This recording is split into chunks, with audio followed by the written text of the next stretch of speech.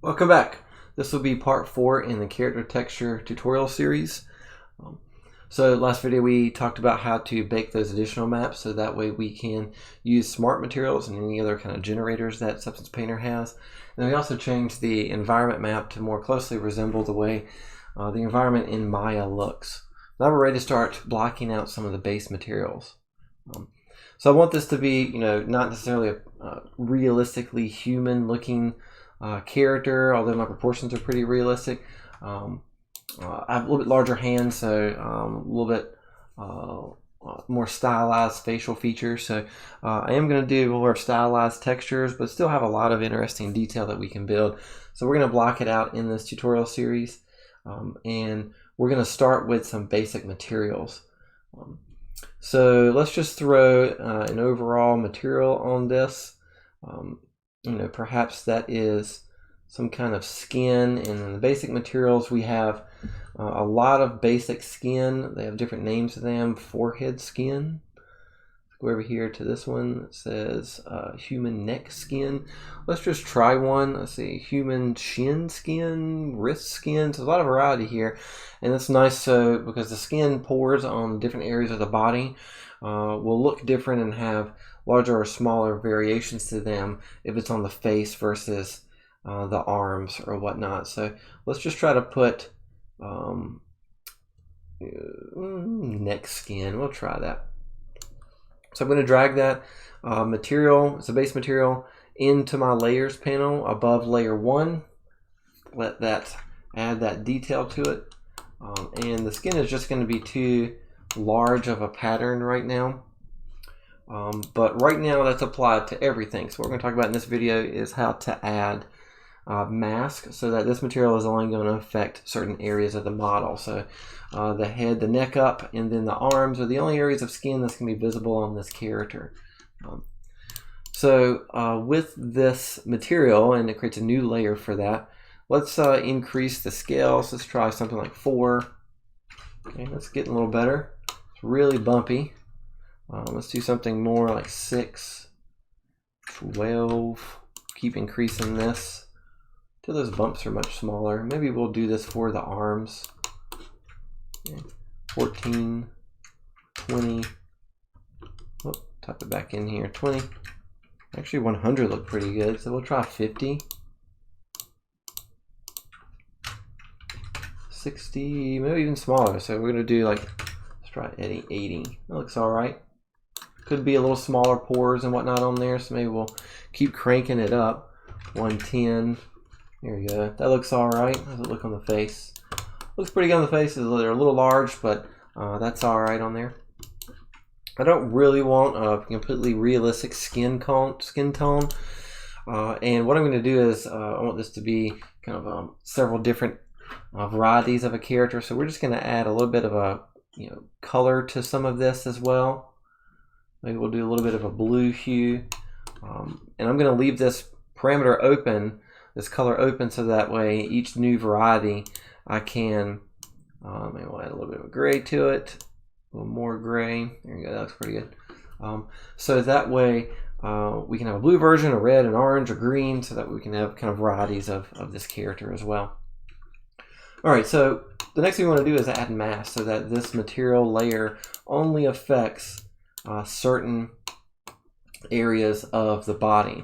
So it's important to go look at like the base color, the channels, the technical parameters of each one of these, the height range, so we can look at how much is pushing and pulling that geometry from really bumpy to not that bumpy at all. You can play with the height position as well. Some of them it's going to affect it more than others. I don't really want too bumpy of skin, so let's just drag that height range down. And then the normal map is generated from the height range. You also play with all the other values. That's what's really nice about the materials in Painter, is that everything is procedural, so use that to your advantage. All right, so I only want this material to affect the arms, and let's go look at the head. Yeah, we'll do it to the head as well for this point of view. It's fine for a base. So to do that, we're going to use mask. And there's 2 options here. Well, there's more than 2, but the main 2 are add white mask or add black mask. So if more of your UV map needs this material, then we would start with a white mask. if more of your UV map does not need this material, then we would start with a black mask. So it's about a third or a little more, maybe a little more than a third of my UV map needs this skin material. The rest does not need it. So I'm going to choose a black mask, and what that's going to do is remove this texture temporarily from everything. If you start the white mask, that keeps the material on every UV area. But I'm going to do use black mask or add black mask. And what we can do with the brush tool is come in here with brush and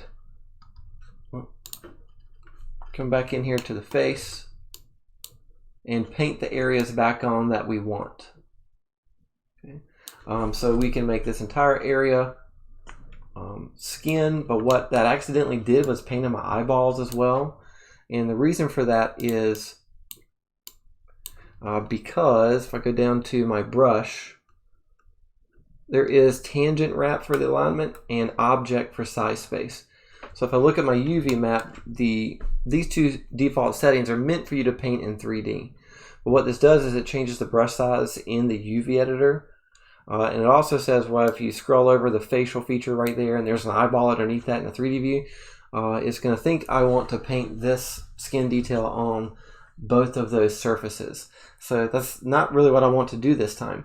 So let's back up and undo that some.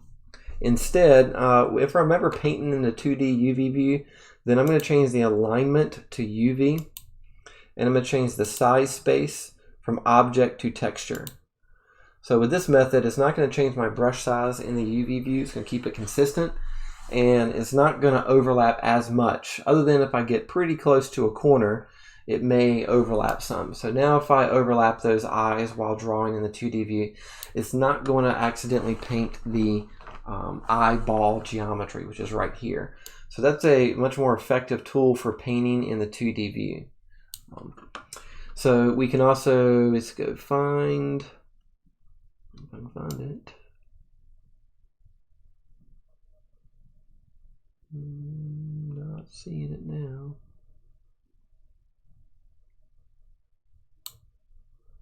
Attributes, parameters, blending. Okay, we'll find that later. Not a big deal. So alignment, UV, size space, texture. So there's another way we can actually paint that can be more effective if we are want this entire head UV shell to be painted, and that's using the polygon fill. So there's also the eraser tool that you can come in here and erase out as well. But instead, what I'm going to do is the polygon fill. And with polygon fill, what that will do is in the viewport, it shows the wireframe there. And when I click on this face as default, it's going to fill that entire face with this material. Okay. So that's okay, but what I want to do instead is select the entire UV shell. So there is a triangle fill, polygon fill, mesh fill, and then UV chunk fill. So what I want is UV chunk fill here. So that way with the polygon fill, UV chunk, all I can do is just drag select over this UV shell in the UV editor, and it's going to apply that material to the entire selection. I also want this on both arms, so let's drag select on the arm there, drag select on this arm. That's a quick and easy way to fill this entire character with this material. All right, it's currently saving. All right, there we go. All right, so that's an easy way. We're going to go ahead and block out the rest of the body with some base materials, and we'll come back and talk about some smart materials in the next video. Let's go find some base fabric. Let's look at some of these. Fabric rough aligned. Let's just try fabric rough aligned. I'm going to drag that over there, and we'll do a basic material for the shirt and the pants. We're going to decrease or increase the size again, so something like 40. That's probably too much there, so we'll do 15. There we go. That looks pretty good for the material of the shirt there. All right. Let's go down here and change the color. So we did a blue. So we want to do more neutral color clothing as well. So maybe we'll still stick with orange, but we're going to add more gray, lighter gray to it.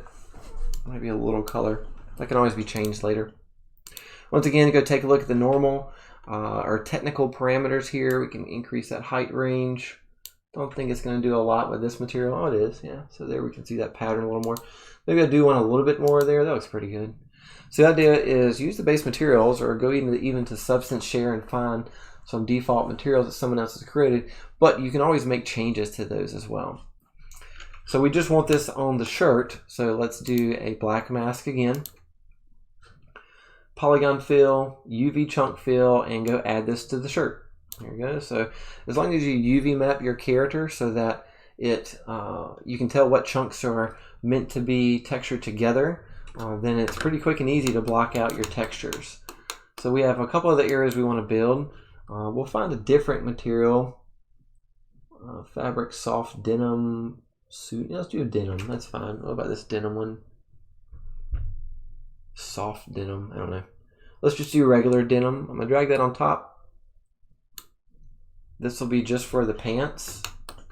So this one I might want to, of course, select the material. We'll go up and scale this again. So let's try 4. It might be too much, so let's go 2, maybe 3. There you go. I'm also going to rotate this because the pattern is kind of going diagonally on the character. So let's try to rotate this around. Maybe we want vertical lines. Looking pretty good. As if that denim lines are going vertically. All right, so there we go. We can go down to some of the other parameters that are down here. Technical parameters. There's a roughness blend as well. We can make it shinier if we wanted to. A little more shinier. I don't want that shiny. We can change the height position if we want to. Maybe a little more height. Not too crazy. All right, so denim has this default blue to it as well. So we can always add color overlay on top of that later. Let's go ahead and add a mask to this also. So we'll do a black mask. We'll get our polygon fill again and drag over our 2 pants areas. There we go. So that detail is just on the pants. All right. You can add other layers on top of this as well. So if that color is kind of too crazy, we can always add like a blank fill layer on top of that. And then let's also add, well actually, let's add a black mask. And this is a good opportunity to show you how we can copy a mask as well. So I want to copy the same mask over.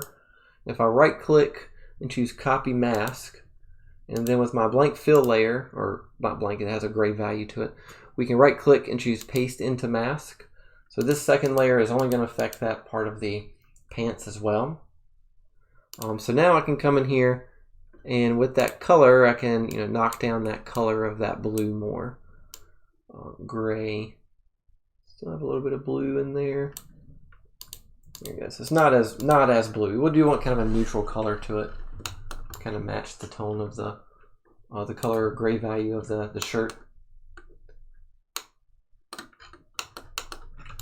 All right, so a couple more things. Let's see, is there a leather in here somewhere? Leather bag, that might work well. Oh, the big grain, medium, leather rough. I like that one. We'll do leather rough for the shoes. I don't really care to make them hyper realistic, but it's something we can practice and start with here. Increase the scale.